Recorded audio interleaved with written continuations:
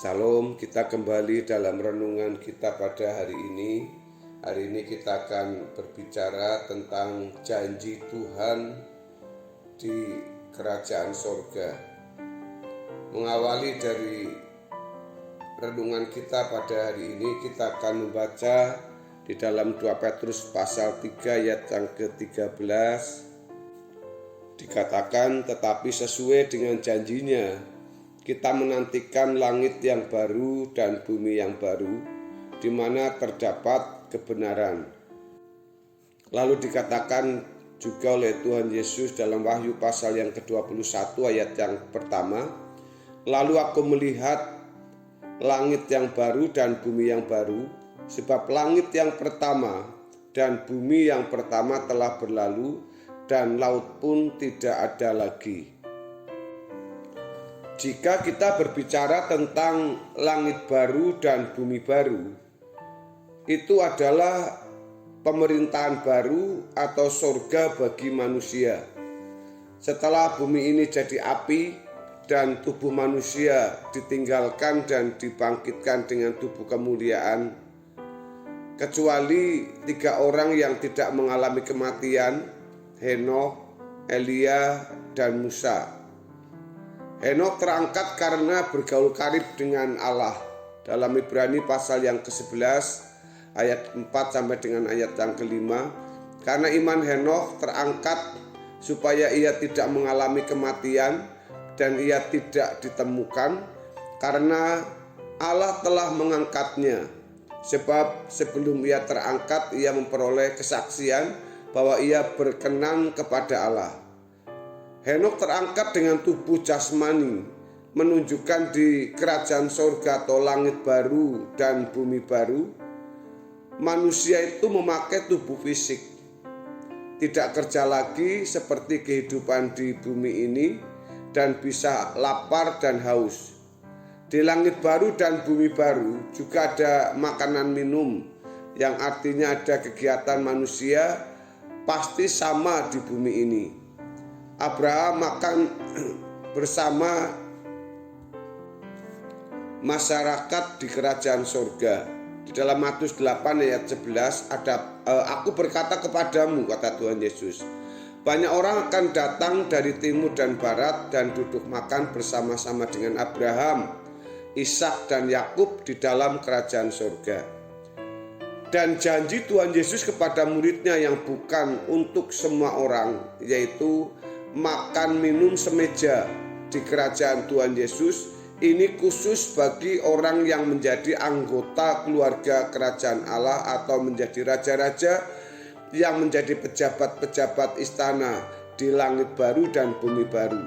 Di dalam Lukas pasal 22 ayat 30, bahwa kamu akan makan dan minum semeja dengan aku di dalam kerajaanku, dan kamu akan duduk di atas tahta untuk menghakimi ke-12 suku Israel. Saudara, orang-orang percaya yang ikut menderita bersama Yesus, artinya ikut bersama dalam sepenanggungan. Kamu yang tetap tinggal bersama-sama dengan aku dalam segala pencobaan yang aku alami, di dalam Lukas pasal 22 ayat yang ke-28. Itu yang dijanjikan oleh Tuhan kepada kita. Bagi orang yang setia tetap tinggal bersama Tuhan Yesus. Tuhan Yesus menentukan hak-hak kerajaan bagi orang yang berkenan layak di hadapan Bapa dan layak memerintah bersama Tuhan Yesus dalam kerajaan surga. Di dalam Lukas pasal 22 ayat, saya ulangi, Lukas pasal 22 ayat 29, dan aku menentukan hak-hak kerajaan bagi kamu, sama seperti Bapakku menentukannya bagiku. Jadi selama masih hidup, berjuang menjadi anak Allah atau serupa Yesus, atau yang sama menjadi murid yang melepaskan miliknya. Pada saat penciptaan kembali akan memerintah bersama Tuhan Yesus. Dikatakan bahwa di dalam Matius 19 ayat 28 kata Yesus kepada mereka, aku berkata kepadamu, sesungguhnya pada waktu penciptaan kembali Apabila Anak Manusia bersemayam di tahta kemuliaannya, kamu yang telah mengikut aku akan duduk juga di atas 12 tahta untuk menghakimi ke-12 suku Israel.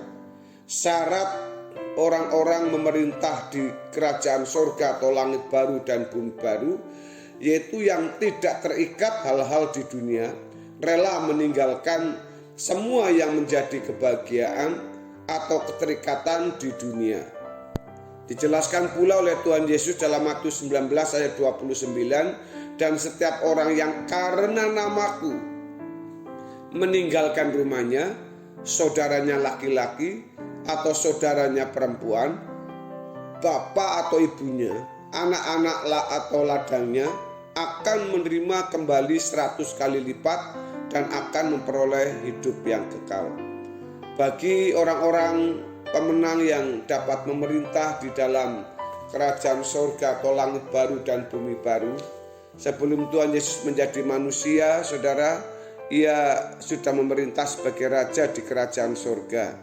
Dalam Matius 2 ayat yang ke-16 dikatakan, hai dan engkau Bethlehem tanah Yehuda, engkau sekali-kali bukanlah yang terkecil di antara mereka yang memerintah Yehuda, karena daripada mulakan bangkit seorang pemimpin yang akan mengembalakan umatku Israel. Yesus turun ke bumi menjadi sama dengan manusia. Selain menebus, mengajar bagaimana hidupnya Tuhan Yesus dan bagaimana dia menang. Sebab roh manusia ada kelanjutan hidup atau adanya pengulangan hidup di pemerintahan baru bagi manusia. Maka Bapak Ibu yang dikasih, seperti kebenaran firman Tuhan yang kita sudah baca dalam Efesus dalam 2 Petrus pasal 3 ayat 13 dan Wahyu pasal 21 ayat 1. Saudara, Yesus menderita dan mati dan bangkit, yaitu menang, sebagai contoh hidup bagi manusia yang berkenan kepada Bapa, bagi yang hidup seperti dia hidup. Itu berkenan kepada Bapa. Perjuangan, bergaul atau pergaulan dengan Allah sampai kita menjadi sahabat. Sebab dunia akan berlalu dan menjadi api.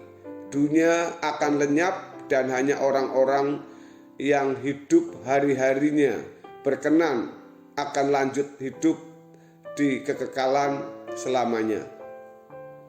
1 Yohanes 2 ayat yang ke-17 mengatakan, dan dunia ini sedang lenyap dengan keinginannya, tetapi orang yang melakukan kehendak Allah tetap hidup selama-lamanya.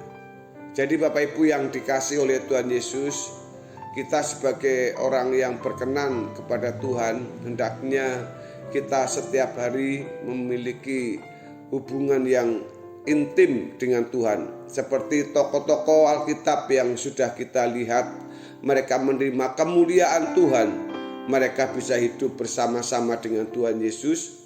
Dan juga kita yang hidup pada akhir zaman ini, mari kita mengisi kehidupan kita dalam setiap aktivitas kita, hidup dalam kebenaran firman Tuhan.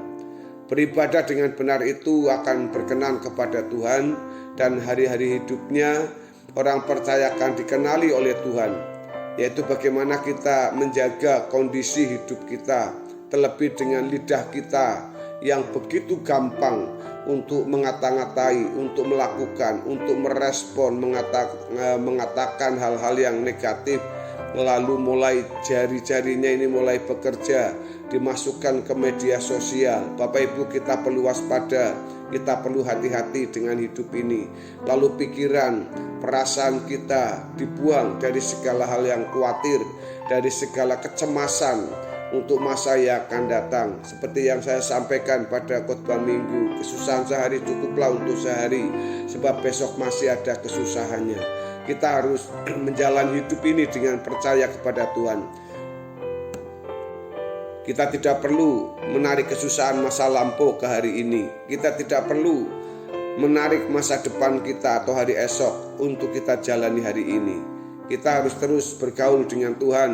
kita terus mengalami Tuhan setiap hari, setiap waktu kita jalani terus menerus.